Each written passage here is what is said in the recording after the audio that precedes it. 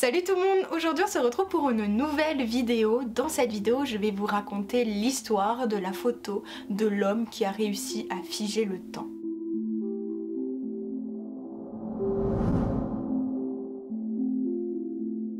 Cette photo s'intitule Milk Drop Coronet, qui a été prise par Harold Edgerton, et aujourd'hui je vais vous raconter toute son histoire et vous raconter pourquoi c'est une des photos les plus importantes de l'histoire de la photographie et pourquoi elle est si mythique. Avant de commencer cette vidéo, n'hésitez pas comme d'habitude à liker la vidéo, à vous abonner à ma chaîne et à me suivre sur mon Instagram que je vous affiche à l'écran, ça me ferait très plaisir.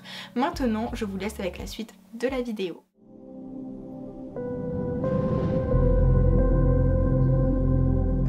Harold Edgerton est né le 6 avril 1903 à Fremont au Nebraska et il est décédé le 4 janvier 1990 à Cambridge. C'était un ingénieur et un photographe américain qui était spécialisé dans la photographie réalisée par un stroboscope. Il est notamment connu pour sa fameuse photo mythique que je vous raconte aujourd'hui d'ailleurs, qui est sa photo d'une goutte de lait qui forme une couronne. Et justement cette fameuse photo, elle est si connue car elle a été prise au millionième de seconde, mais ça je vais tout vous raconter par la suite.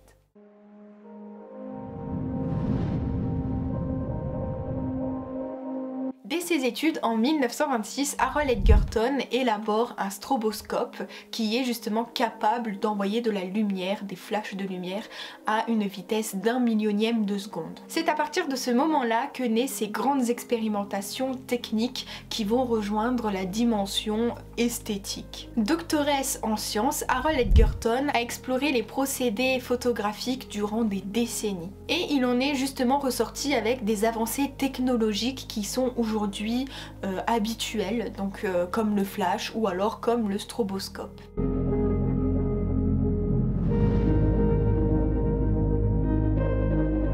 Il aura fallu des années pour que Harold Edgerton réalise des photos saisissantes. Tout commence par la création de son stroboscope à base de gaz de xénon. Alors le gaz de xénon, c'est un gaz qui est hautement conductible et qui, une fois qu'il est déclenché par une charge électrique, il envoie directement un éclair lumineux qui est très bref. Et donc grâce à l'élaboration scrupuleuse de ce dispositif, le flash atteint donc désormais la vitesse extraordinaire de 1 millionième de seconde. Pour que vous vous rendiez bien compte de la vitesse du flash, nous on clignote des yeux entre 100 et 150 millionièmes de seconde.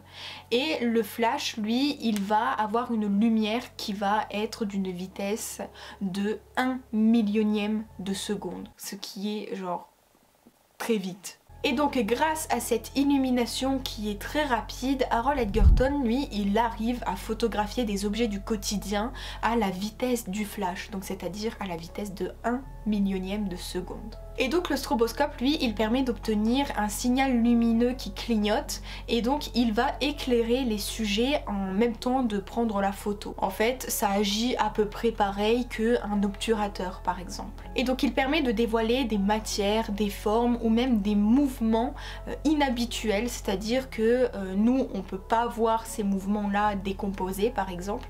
Et ben la photographie, elle va réussir à capter tous les mouvements au millionième de seconde, ce que nous on n'arrive pas à voir justement. Et donc à ce moment-là, la photographie incarne un rôle qui va être tout nouveau.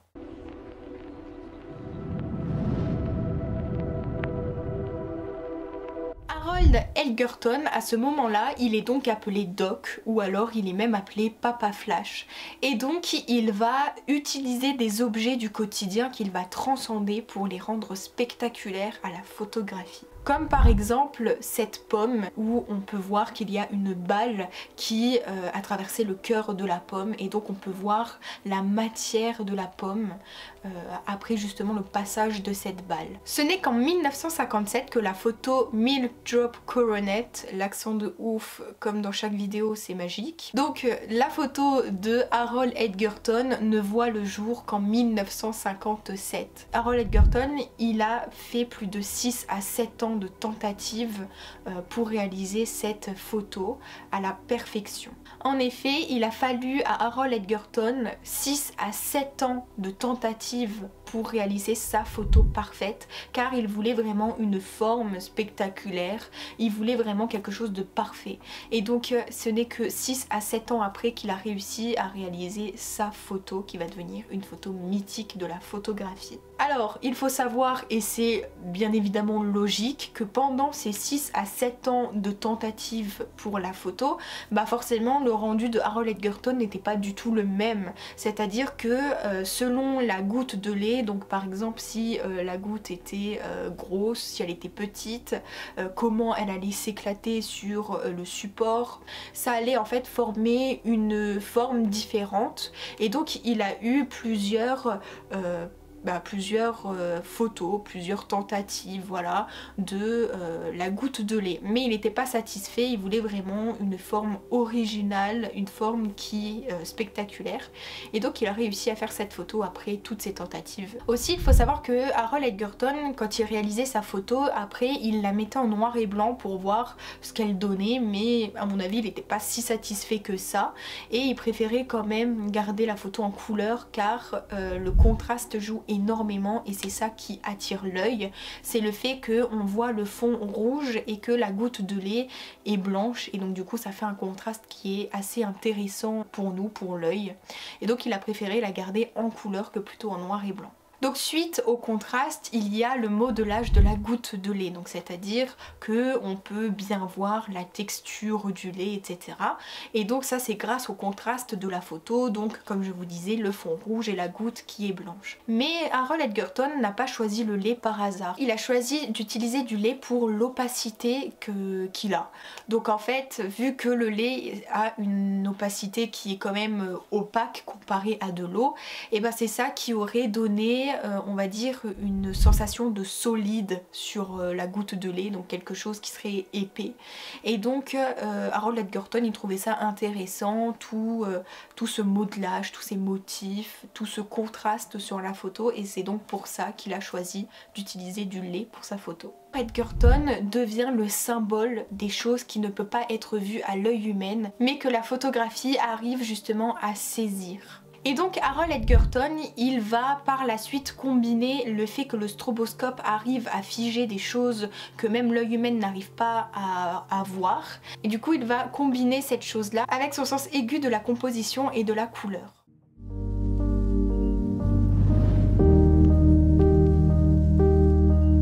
C'est donc maintenant prouvé. Il suffit d'un battement de cils pour louper un mouvement que Harold Edgerton arrive à capturer. Le stroboscope permet le contrôle de la lumière sur une courte durée et peut envoyer des flashs en continu. Et donc ce dispositif va changer le futur de la photographie. Et même aujourd'hui ce dispositif est utilisé dans la technologie du flash. Les photographies d'Edgerton se révèlent être une clé pour la compréhension humaine du monde physique. Après des tentatives acharnées qui ont été capturées dans son labo, les photos inédites d'Edgerton peuvent voir le jour. Et cela jusqu'à ce qu'elles soient vraiment dans le thème de son projet. En fait, Harold Edgerton, lui, il cherchait vraiment la précision à tout prix, et c'est d'ailleurs peut-être ça qui fait la photo Milk Job Coronet une photo d'épreuve scientifique à justement une œuvre d'art. Et donc maintenant, Harold Edgerton, lui, il était ingénieur et il devient soudainement photographe. Et donc les mouvements du quotidien sont disséqués, sont décomposés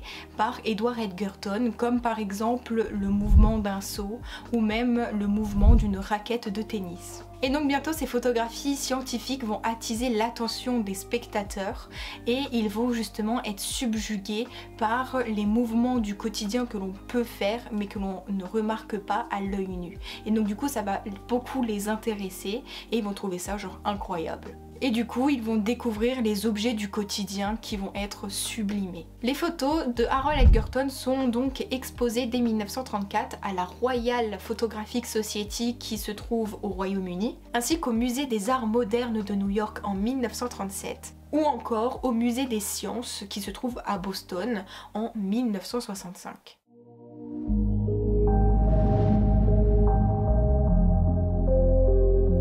le temps reproduisant des images incroyables et donc à l'esthétique avérée, Harold Edgerton mêle toujours le côté science et le côté artistique encore plus. Ces expérimentations vont même aller jusqu'à l'assemblage de plusieurs photographies sur un seul négatif pour pouvoir décomposer un mouvement.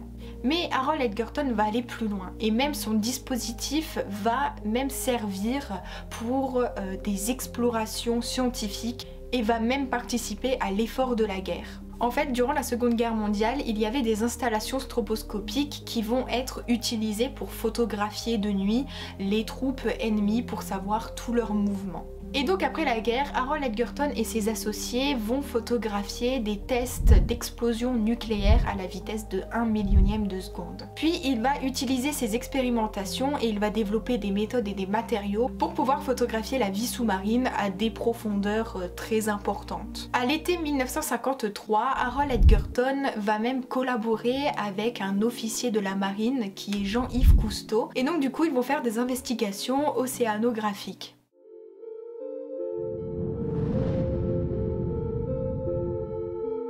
Le croisement des disciplines fait parfois naître des œuvres saisissantes et qui, à force d'expérimentation, ouvrent les portes à la modernité. Grâce à des inventeurs ou même à des innovateurs coriaces comme Harold Edgerton, le médium photographique et son usage se sont développés et ont permis d'ouvrir les portes à des possibilités qui sont nouvelles. C'est donc pourquoi la photo d'Harold Edgerton, Milk Job Coronet, restera un symbole dans la mémoire de la photographie et restera une photographie très importante dans l'histoire de la photographie. Voilà, cette vidéo est maintenant terminée, j'espère qu'elle vous aura plu. J'espère que je vous aurai appris quelques petites choses si vous ne connaissez pas cette histoire ou même cette photo. N'hésitez pas à liker la vidéo, ça me ferait très plaisir. N'hésitez pas également à vous abonner à ma chaîne et également à vous abonner à mon Instagram que je vous affiche à l'écran. Ça me ferait également très plaisir. Moi je vous dis à la prochaine pour une prochaine histoire mythique de quelqu'un. Je vous fais plein de gros bisous et je vous dis à la prochaine. Bisous!